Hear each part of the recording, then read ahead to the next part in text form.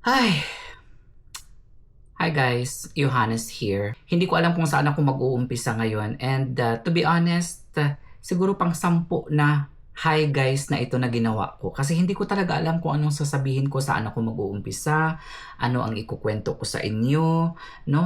Kasi nauunahan ako ng emosyon and as much as possible ngayon, pipigilan ko na talaga yung emosyon ko at hindi na talaga ako, no edit vlog na lang itong gagawin ko ngayon. Whatever na masabi ko, magkamali man ako ng grammar, hindi ko naiintindihin yun. Mag-uusap tayo, kaibigan sa kaibigan. Kasi sa totoo lang guys, this is probably one of the saddest vlogs I've ever made or maybe one of the hardest decisions I've ever made. Kaya kailangan ko talaga ngayon ng kausap and kayo na mga subscribers ko, kayo lang naman ang madagandagan. O, di ba? Hindi ko na i-edit ito guys kasi ayoko na napapagod na rin ako. Sa totoo lang guys ha, promise talaga guys, pang siguro more than 10 kanina pa ako nag-umpisa pero wala pa akong nasabi, no? Kaya ito na talaga.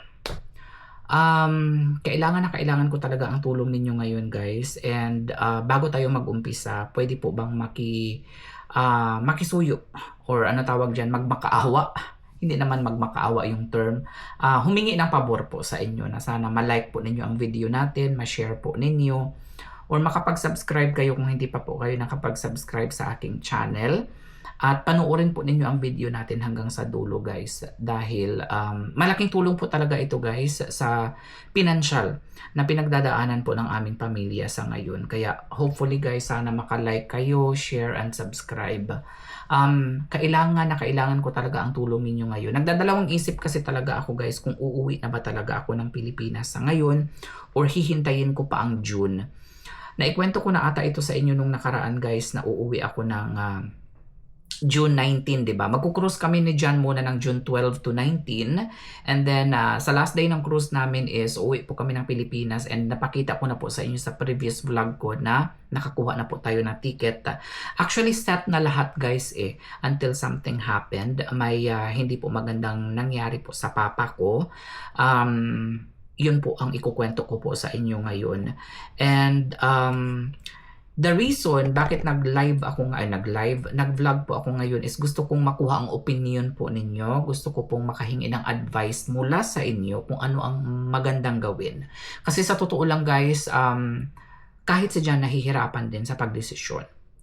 Una, mayroon akong hinihintay na naikwento ko naman sa inyo, di ba, na nakapasa ako sa citizenship. Pero wala pa po akong outtaking at yan po yung hinihintay ko. 1 month na po. No, hindi ko naman yan madali-dali kaagad. Hindi naman natin yan pwedeng i-cancel kasi napakatagal na natin yung hinintay. Almost 5 years ko po siyang hinintay para ma-citizen ako dito sa Amerika. Ngayon, kinakailangan ko na talagang umuwi sa Pilipinas, guys. Pero ang iniisip ko kapag uuwi ako ng Pilipinas, una, may mga nangyayaring sigalot din sa pandaigdigan, 'di ba? Alam niyo naman na may gera-gera, 'di ba? So kung uuwi ako ng Pilipinas, hindi ko alam kung matanggong ako sa mga airport, ma-lockdown ng mga airport or ma-hold tayo sa mga airport, no? 'Yun ang iniisip ko din, guys. And kapag nasa Pilipinas na tayo, guys, makakabalik ba tayo kaagad dito sa US? So ganito kasi 'yun, wala pa akong passport, 'di ba, guys? So kailangan talaga akong makabalik dito sa US. Oh, wala naman sa akin, guys, kung magkaroon ng lockdown or what, ganito ganyan, kung matanggong ako sa Philippines, meron naman akong up to 6 months kasi green card holder naman ako. Ang sa akin lang guys, kapag uuwi ako ngayon sa Pilipinas, kailangan ko ding bumalik in 2 to 3 weeks or less than a month. Kasi bakit? Bakit babalik ka kaagad, Johannes? Sa June pa po yung yung cruise mo. Ganito kasi yan guys. Nakapag-book ako ng appointment para kumuha ng visa, Schengen visa. Kailangan ko po ng Schengen visa para makapag-cruise po ako. And which is May 12 po ang aking schedule sa Tampa, Florida. So, nag-research po ako. Hindi po ako pwedeng kumuha ng visa sa Philippines. Kasi baka may magsabi sa inyo na, oh, bakit hindi ka na lang sa Philippines kumuha ng Schengen visa para doon na lang kayo mag-meet ni Jan if ever sa Europe, sa Barcelona, Spain. Hindi po guys. Kung saan yung jurisdiction, kung saan ka nakatira ng matagal, dun po ang magkuha ng visa. So sa May 12 ang aking schedule. Johannes, bakit ka uuwi? Siguro marami sa inyo ang magtatanong, bakit rush ang iyong pag-uwi? No? Yung papa ko kasi guys is mahina na. I think hindi ko po naipaliwanag po sa inyo sa previous vlog ko kung ano po talaga ang pinagdadaanan ng aking papa ngayon. My papa was diagnosed with colorectal cancer, guys, way back in November. Hindi ko lang talaga na-elaborate po sa inyo, guys, kasi ayaw ko din na parang kaawaan ninyo ang pamilya namin, 'di ba? Pero this time kasi is kailangan ko na talaga ng tulong ninyo. Kung ano ba talaga ang magandang desisyon. Kasi nakikita ko kasi guys, everyday kasi ako tumatawag sa amin, nakikita ko na nanghihina, pahina yung aking papa. Ayoko naman na magsisi ako na baka hindi ko makita yung papa ko, 'di ba? Puwera lang, no? Pero ako naman, very positive naman ako. And kapag nag-uusap kami ng papa ko, sinasabi niya naman sa akin na wag mag-alala, wag malungkot. No? Actually, tanggap naman ni papa ko, guys, ang kung ano yung posibleng mangyari. Yan ang gusto ko din sa papa ko, is tanggap na niya kung ano yung posibleng mangyari. And kami din, hinahanda na rin namin yung aming sarili, si John, no? Kami at ng mga kapatid ko, mga hipag ko at mga pamangkin ko, hinahanda na rin namin ang aming sarili sa posibleng mangyari. Pero kaya nga ito guys, nanghihingi ako sa inyo ngayon ng advice kung ano ang mas magandang gawin. Kasi for sure, hati yung opinion ng mga tao eh. Maaring sabihin ng ibang tao na, Johannes, antayin mo na lang dahil uuwi ka naman ng June, antayin mo na lang na mag-June, 'di ba? Practically speaking or money-wise, ganyan, yung ipapamasahe mo ngayon sa pauwi doon na 2 to 3 weeks ka lang naman tapos babalik ka na naman dito, parang hindi siya practical. Okay? Para sa akin, parang hindi siya practical. And ewan ko para sa ibang followers, hindi rin siguro practical. 'Di ba guys? Alam ko naman na at the end of the day, ang decision ko ang masusunod. Pero kailangan ko lang din guys ng opinion ninyo, no? Ang mga thought ninyo, kung ano yung masasabi ninyo. Kasi kung hindi ako uuwi, pwede ko namang ipadala lang yung pera ko. Marami pa ang paggagamitan, 'di ba? Kasi for sure marami din magsasabi sa inyo na kagaya ng sinabi din ni Jan na kapag uuwi daw ako, ano naman daw ang mangyayari? No? Nakatadhana na yan, no? Kung uuwi ako, gagaling ba yung papa ko sa pag-uwi ko, 'di ba? May mga ganun kasi talaga na magsasabi, guys. Kung hindi naman ako uuwi, may mga magsasabi din na, "Oh, ito na lang ang mga natitirang araw ng papa mo," or ganito ganyan, tapos hindi mo pa siya ayaw mo ba siyang makita? May mga ganyan eh. May mga ganyan for sure na magsasabi. Kasi part of me is saying, guys, na maging practical ka, no? Think about your future. Pero another part of me is also saying na baka hindi mo na makakasama ang iyong magulang, nag-iisa na lang ang iyong magulang, 'di ba? Ang pera nakikita naman 'yan, no? Umuwi ka na hangga't may panahon pa, no? So kaya I'm really torn. Ganito guys, kung uuwi ako ngayon, it's very risky. Number 1, makakabalik ba ako kaagad? Number 2, yung oath-taking ko, baka one day pa lang ako doon sa Pilipinas, mag-email na sa akin na ganito ganyan, na-update na yung case at mag-o-taking na. So parang masasayang lang din yung pag-uwi ko. Kasi option 1 ko talaga guys is umuwi ng Pilipinas, although it's very risky. Kahit na maapektuhan na yung visa process ko guys, siguro mag-re-apply na lang tayo kung maapektuhan yung visa process natin kung hindi tayo makakabalik dito kaagad sa US. So yun na lang ang iniisip ko din guys. And then yung option 2 ko naman guys is antayin na lang na mag-June, mag-cruise kami ni Jan and umuwi ng Pilipinas. The risk of waiting guys is what if it's too late? Yun lang din ang iniisip ko guys. Iniisip ko at pinangangambahan ko. Gusto kong hingin ang inyong opinion. Kung kayo ang nasa posisyon ko, ano ang gagawin ninyo? Uuwi na ba kaagad kayo ngayon sa Pilipinas? At babalik naman dito after 3 weeks?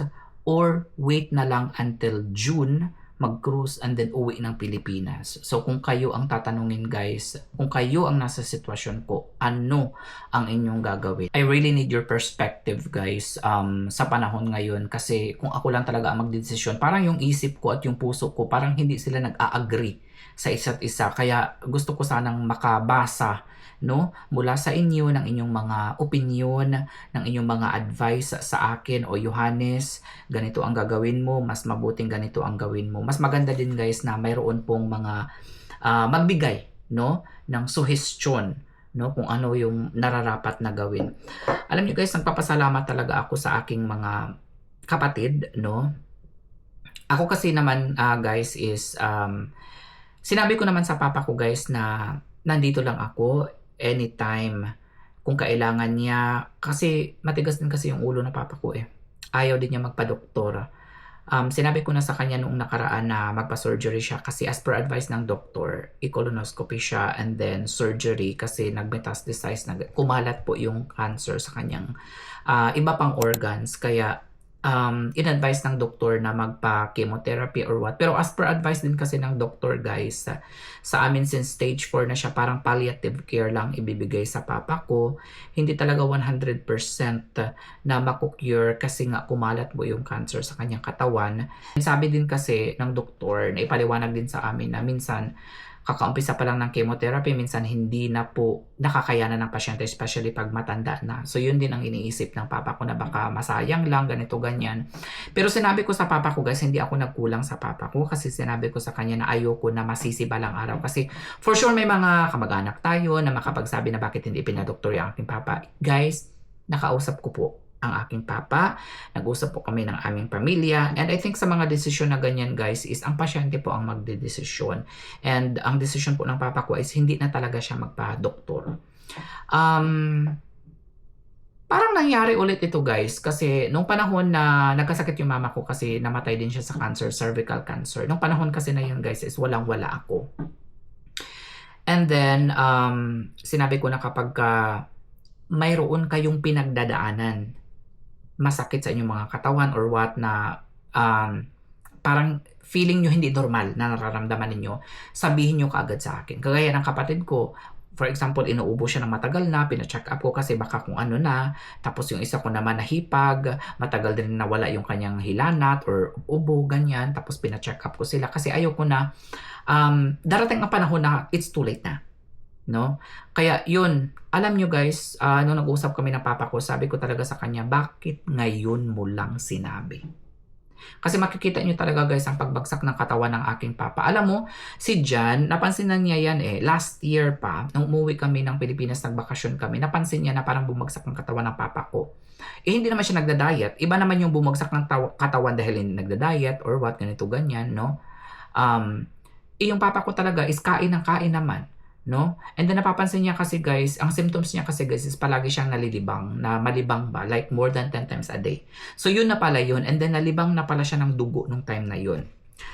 Ang kinainisan ko talaga guys, no, is ayoko na mainis ngayon kasi syempre nangyari na ang nangyari Bakit hindi mo kaagad sinabi sa amin, papa?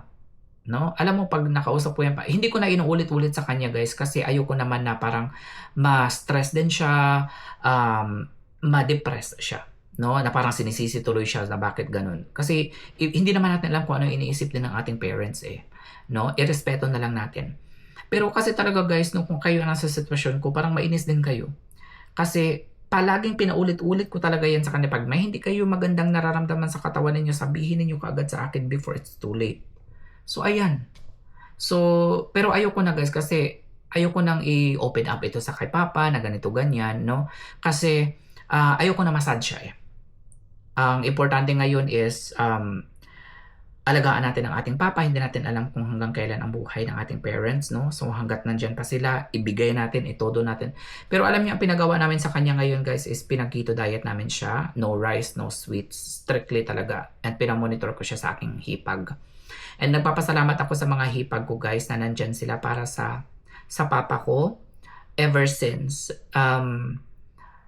nung nawala din yung mama ko, nandiyan din yung hipag ko na nakabantay. And ngayon naman na nagkasakit yung papa ko, nandiyan din sila.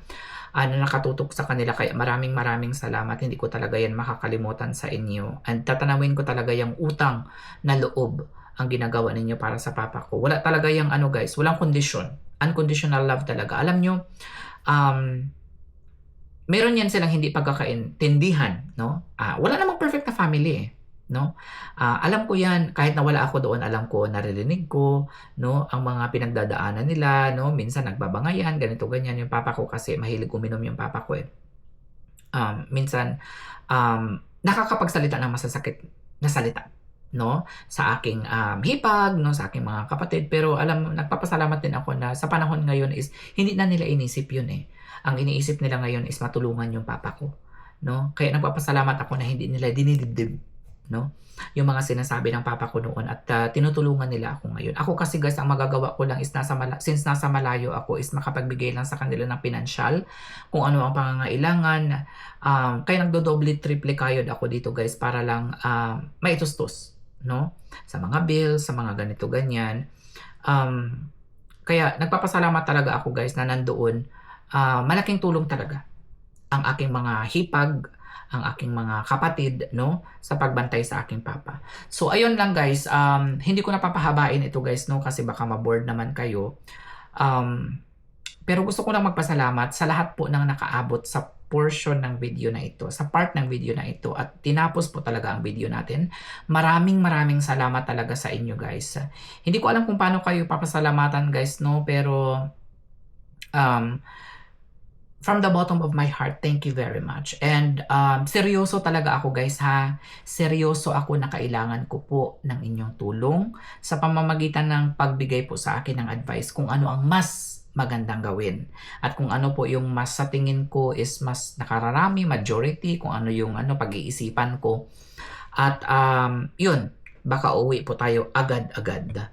So, maraming salamat po sa inyo guys, sa inyong pakikinig. Pasensya na at kinuha ko po ang inyong 17 minutes, 18 minutes of your time. But anyway, I really appreciate it. Magkita-kits po tayo sa susunod nating video. Maybe nasa Pilipinas na tayo.